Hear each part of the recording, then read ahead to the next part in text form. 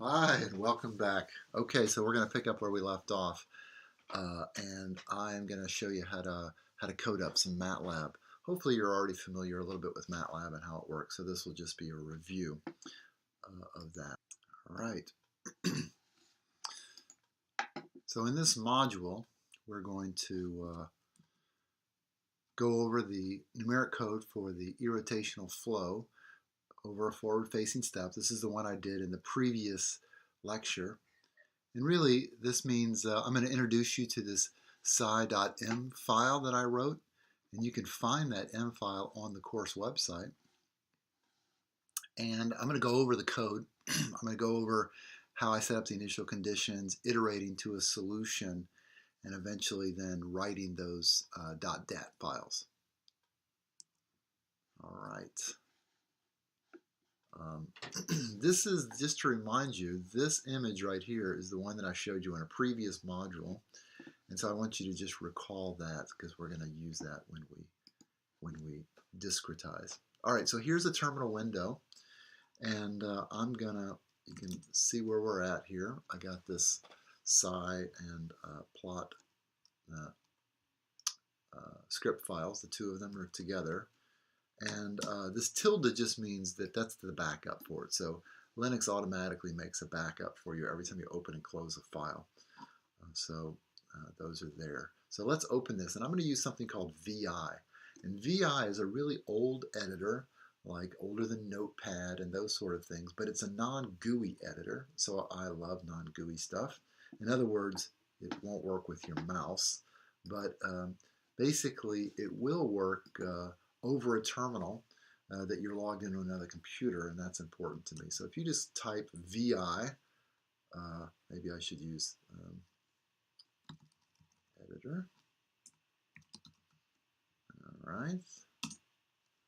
And where's the home page for it? Let's see here. There we are. So VIM is the improved VI. And so you can go to this this web page here, and you can download this and put it on your computer. It's open source. So this is the VI web page, or VIM, as this tool here has written on it. All right.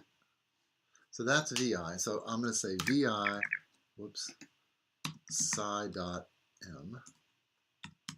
and that's going to open it. So you can see it kind of looks like any regular editor. Now it feels a little clunky when you first start to use it. That is for sure. So if you're not familiar with it, beware. So in order to edit it, I have to type I. And when I did type I, you can see that it created this insert. And in order to get out of the edit mode, I hit escape, and that gets me out. And then I hit colon, and it brings me to this command line, and I can do something like write the file in the command line, or I can quit the file. And if you get into a lot of trouble, you just hit escape a bunch of times, and then you hit colon and hit quit exclamation point, and that means I'm really serious. I want you to quit this. And it will quit without writing, so be careful with that if you're trying to save your edits. Okay, the rest of it, if you really want to learn VI, I would recommend looking at some YouTube videos or reading the web page a bit, because I just don't have time here to go over VI. But this is the code, right? And so let's go over this code line by line with this image in our mind. So what happens in this code is this pound sign here means it's a comment, right? So it ignores everything past the pound sign. So the first thing it does is it sets the variable iStep. And iStep is the number of iterations we're going to take. So remember, we have this domain. We have this domain right here. And we're going to march through this domain. So I'm going to use that central difference stencil that we had talked about here. And we're going to calculate the value of psi using its neighbor values, and we're going to march through the domain, recalculating all of the psi's within the center of the domain, basically generating a solution. And but before we do that, we have to impose the boundary values of psi. So on this slide, I have the boundary values of psi imposed. So the first thing I do is set the number of iterations, and that's the number of times I'm going to go through and sweep through or march through the mesh. And that variable is not being used yet, but I'll show you where it comes in. Now I get into this nested loop. So this is a nested for loop right here. You can see I'm nesting, I'm marching through I and I'm marching through j. This domain here is 10 in the I direction and 6 in the j direction. So I march through for I is equal 1 to 10 and for j is equal 1 to 6, and I set the value of psi, and I'm calling the variable s here. I set it everywhere equal to -1 initially. So I'm initializing the whole domain to -1. And I like -1 because I know it's not the right answer. And so if I have any kind of mistake, it's easy to spot that if I see a string line of -1. Now the ends close this first end for closes this loop, and the second one closes this loop. So I'm done with that nested loop. And then I come into this section where I'm going to set all the boundary conditions. So I have to comment this out when I write a note to myself, like set boundary conditions. So the first one I'm going to do is along the floor. And so along the floor is this bit right here, right? From 1 to 6. So j is going from 1 to 6 while j is set to 1 and I is going from 1 to 6. And then I is set to 6 while j goes from 1 to 3. And then j stays 3 while I goes 6, 7, 8, 9, 10. And we're going to set the value to psi equal to 0 along that step. So here's what we're doing. We're going from I is equal 1 to 6 and j is equal to 1, and I'm setting the value of psi equal to 0. So I'm overwriting what I did right here. And I find it slightly annoying that Matlab does not let me use 0 for an index. So that means that our lowest value of j is 1 instead of 0, which I find slightly annoying. But that's just what we have to live with. So j of 1, the index is 1, represents the floor. Now I'm going to crawl up the side, the side of the step, up the step here. So I is going to be set to 6 while I march j 2 and 3, and I set the value at x equal, or I equals 6, j equals 2, I equals 6, j equals 3, both to 0. So that's this little loop right here. And now I got to go along the top of the step up here. So j is going to be equal to 3, and I is going to go 6, 7, 8, 9, 10. So that's what we're doing here. I is going 6, 7, 8, 9, 10, while j is equal to 3, and I set psi equal to 0. And so I think that makes sense, right? Here's along the top, and along the top of the ceiling, j is equal to 6, and I just goes 1 to 10, and I set the value of psi along the top equal to 5. So 0 to 5 is the difference here in the inlet, right? So that really specifies what the volume flow rate is into our domain.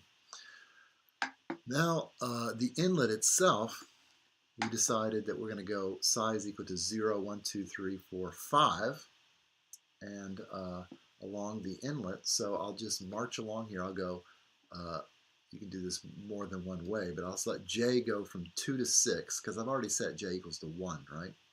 And then I'll have x equal to 1, and I'll just have j go, then j minus 1 will go 0, 1, 2, 3, 4, 5, 6, or in this case, since it starts at j equal 2, it'll go 1, 2, 3, 4, 5. Okay, so that does that. Now on the back side, we have to specify that all of the flow that comes in here has got to be squished into the back side of the domain. That means the difference in the stream function from the inlet across the inlet has to be equal to the difference in the back, so that the same amount of flow that goes in, volumetric flow, goes out, right? And so that means I need psi at the top of the step to be 0, which I've already set, and then it needs to march in such a way that at the top of the domain, psi is equal to 5.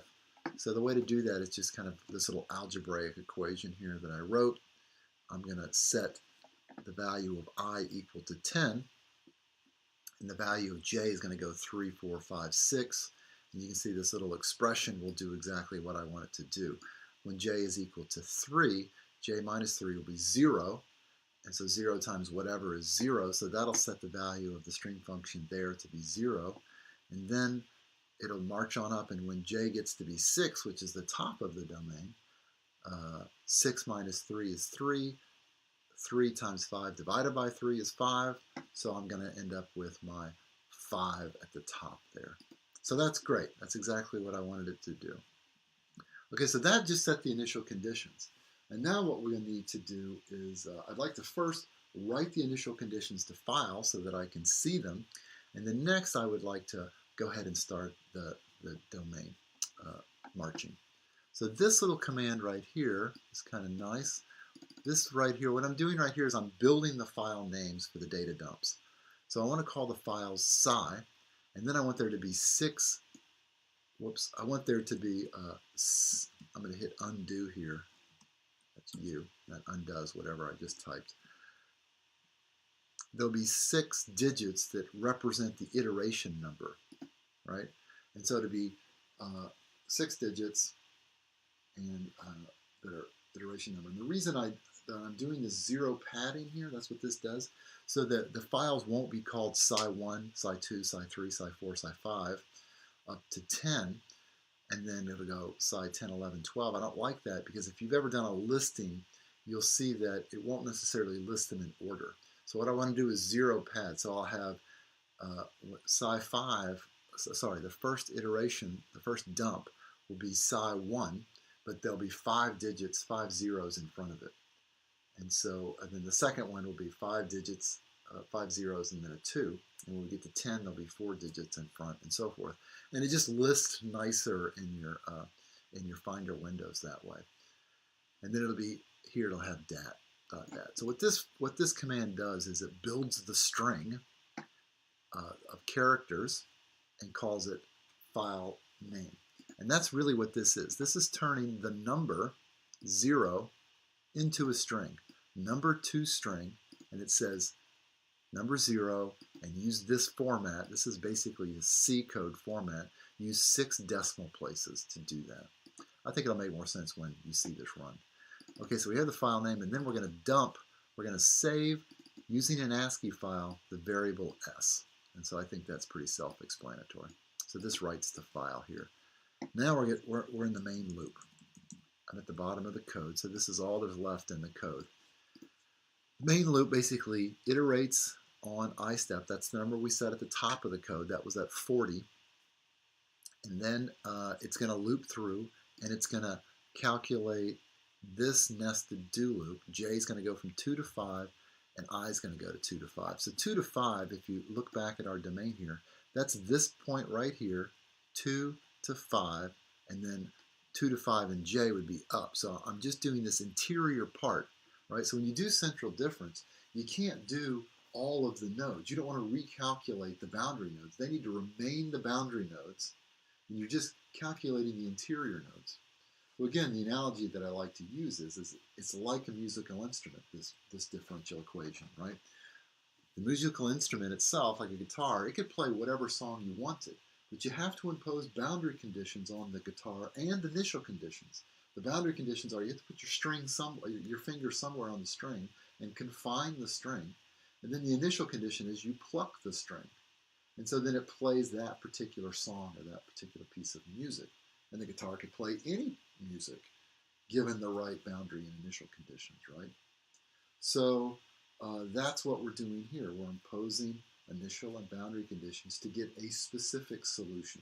And we hope it's a specific solution, the one that we want. All right, so that's what we're doing here. We just calculated the nodes in front of the step. So that's why I call this in front of the step. And then this is the stencil right here. If we go back and I remind you what this is, it's this equation right here that we derived earlier. So it's using the information from j equals +1 and j equals -1. And so that's above and below the central node. And then I equals -1 and I equals +1. So to either side. Right? So it's pulling that information from its nearest neighbors divided by 4, because that's just the way the math worked out. And that's equal to the value of psi. So that's why we have this image here. And then when we go, we need to do on the other side of the step, we need to do this portion of the computational domain. So that's what I'm doing here. I am calculating above the step. So I'm going, I is going 6 to 9, and j is going 5 to 4. And so I recalculate the stencil.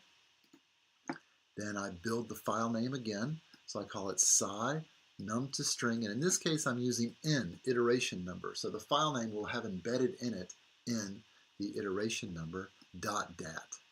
All right. And then I write that to file, and I write it as an ASCII file.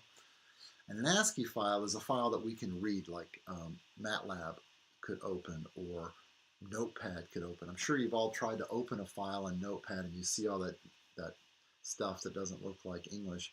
That's because it's a binary file, or it's some sort of compressed file, or even an encrypted file. An ASCII file means that any code can read it. ASCII was the original standard for computers back in the day. So that's the ASCII standard, which is readable. So it writes the file and then it closes the loop. So there it is, right? So if I come over to Octave and I take a look at where I'm at, and I type pwd, you might be like, hey, wait a minute, that's that Linux command we learned last time. That's right. Octave, Matlab, they basically are copying Linux. I mean, Linux was one of the original operating systems, so that's why it functions just like a terminal window. So you already know a lot of commands if you know Matlab for Linux. Okay, so we're in the right directory, and all I have to do is run this, psi.m. Let me pull up this so you can see little forward-facing step, Octave, domain here. Here's where we're at. And when I hit this run command, I guess I am, yeah, you don't put the M on there, sorry. There, it ran it, and it generated all these .dat files. And you can see where the zero padding is nice, because they appear ordered to me here, right? That's why I put those 6 digits here. This is 6 zeros, 1, 2, 3, 4, 5, 6. And so that's it. And so that's our M file. And I think what I'll do is I'll get out of there. I think I'll wrap this one up here, and we'll have a look at the data and plot it next time. All right, we'll see you again.